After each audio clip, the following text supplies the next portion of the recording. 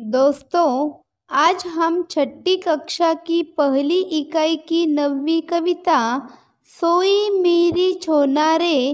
हम इस कविता का स्वाध्याय आज के वीडियो में समझेंगे। तो दोस्तों, स्वाध्याय को शुरू करते हैं। दोस्तों, इस कविता का पहला प्रश्न है, मैंने समझा। दोस्तों, मैंने इस कविता से यह समझा कि एक माँ अपने बच्चों को सुलाती है तो गीत गाती है, और गीत में जो भाव होता है वह भाव अप्रतिम होता है। इस गीत को हम लोरी कहते हैं। लोरी सुनकर छोटे बच्चे सो जाते हैं। यह बात हमने इस कविता से समझी है। दोस्तों, अगला प्रश्न है स्वयं अध्ययन। अपने परिवार के प्रिय व्यक्ति के लिए 4 काव्य पंक्तियाँ लिखो। अपनेपन की बगिया है खुशहाली का द्वार, जीवन भर की पूंजी है एक सुखी परिवार। माँ की ममता में बरसाता है बच्चों का संसार, जीवन का रास्ता दिखलाए बापू की फटकार। दादा दादी की बातों में है जीवन का सार, भाई बहन का रिश्ता है रिश्तों का आधार। दोस्तों, इससे आगे का प्रश्न है भाषा की ओर। हिंदी मराठी के समुच्चारित शब्दों की अर्थ भिन्नता बताओ और लिखो। समुच्चारित शब्द है कल। इसका मराठी अर्थ होगा मनाचा ओढा, और हिंदी अर्थ है रुझान। समुच्चारित शब्द है सही। इसका मराठी अर्थ होगा स्वाक्षरी, और हिंदी अर्थ है सत्य। समुच्चारित शब्द है खोल। इसका मराठी अर्थ है गहराई, और हिंदी अर्थ है खुलना। समुच्चारित शब्द है आई। इसका मराठी अर्थ होगा माँ, और हिंदी अर्थ है आना। समुच्चारित शब्द है परत। इसका मराठी अर्थ होगा स्तर, और हिंदी अर्थ है लौटना। दोस्तों, अगला प्रश्न है सुनो तो जरा। नीतिपरक दोहे सुनो और आनंदपूर्वक सुनाओ। यहाँ पर अब हम कबीर जी का दोहा सुनते हैं। मैं मेरा घर जा लिया, लिया पलीता हाथ, जो घर जारो अपना, चलो हमारे साथ। शब्द विचार जो चले, गुरुमुख होय निहाल, काम क्रोध व्यापे नहीं, कबू न ग्रासे काल। दोस्तों, अगला प्रश्न है बताओ तो सही। माँ को एक दिन की छुट्टी दी जाए तो क्या होगा?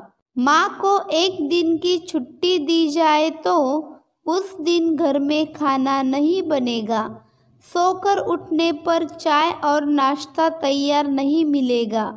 उस दिन खुद को उठकर चाय और नाश्ता बनाना पड़ेगा। अपने कपड़ों को इधर उधर से ढूंढना पड़ेगा। उस दिन घर की सफाई नहीं होगी। घर में हर चीज़ ऐसी ही पड़ी रहेगी। माँ के एक दिन छुट्टी लेने से हम उस दिन अपना खाना खुद बनाना पड़ेगा। हमें अपने कपड़े खुद धोने पड़ेंगे। अपना घर खुद साफ करना पड़ेगा। दोस्तों, अगला प्रश्न है वाचन जगत से। सुभद्रा कुमारी चौहान की कविता पढ़ो और समूह में गाओ।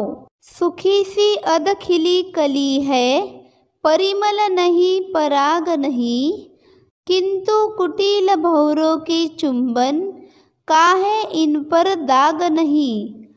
तेरी अतुल कृपा का बदला नहीं चुकाने आई हूँ, केवल पूजा में ये कलियाँ भक्ति भाव से लाई हूँ।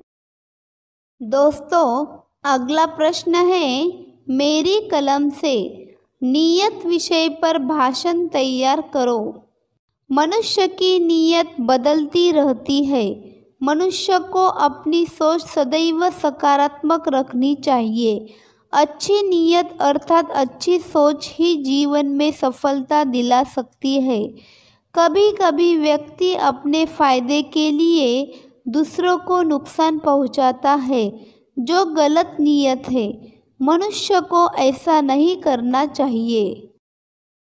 दोस्तों, अगला प्रश्न है, कविता की पंक्तियाँ पूरी करो।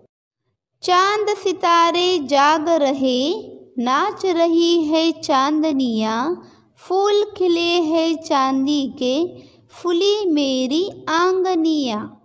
आगे की पंक्तियाँ हैं, मेरा सुख अनहोना रे, सोई मेरी छोना रे, गीत सुनाऊं सोए तो, तू सोए औ गाऊं मैं।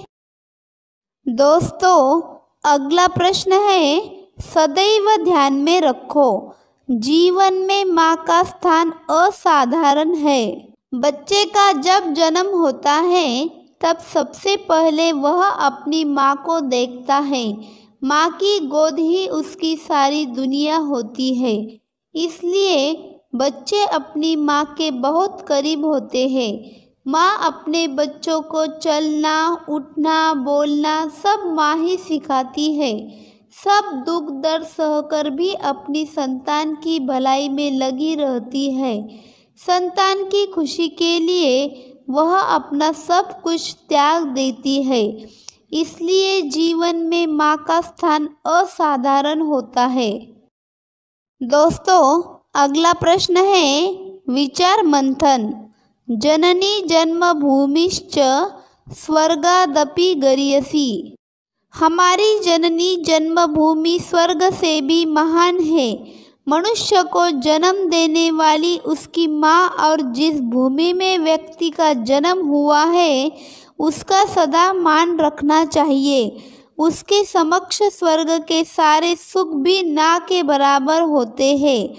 हमें अपनी जननी जन्मभूमि के प्रति सदा कृतज्ञ रहना चाहिए। अगला प्रश्न है, अध्ययन कौशल। अपने परिवार का वंश वृक्ष तैयार करो और रिश्ते नातों के नाम लिखो। मैं वैशाली, दादाजी शाहू, दादी जी पार्वती, पिताजी हरिचंद, माँ कलावती, बड़ा भाई दिलीप, छोटा भाई दिनेश। इस तरह दोस्तों, तुम अपने पिताजी को पूछकर एक वंश वृक्ष तैयार कर सकते हो। अगला प्रश्न है, जोड़ो हमें।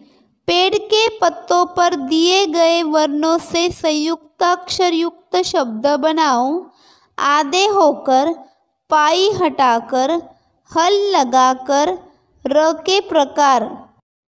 क से है डॉक्टर, ग से है लकड़बग्गा, थ से है तथ्य, व से है काव्य, द से है गीत, फ से है फ्लेमिंगो, ट से है टट्टू, ह से है रस्व, त से है कुत्ता, ड से है ड्रम, श से है मनुष्य, घ से है विघ्न, प से है प्यास, म से है सम्मान। दोस्तों, आज हमने सोई मेरी छोना रे इस कविता का स्वाध्याय समझा है। धन्यवाद दोस्तों।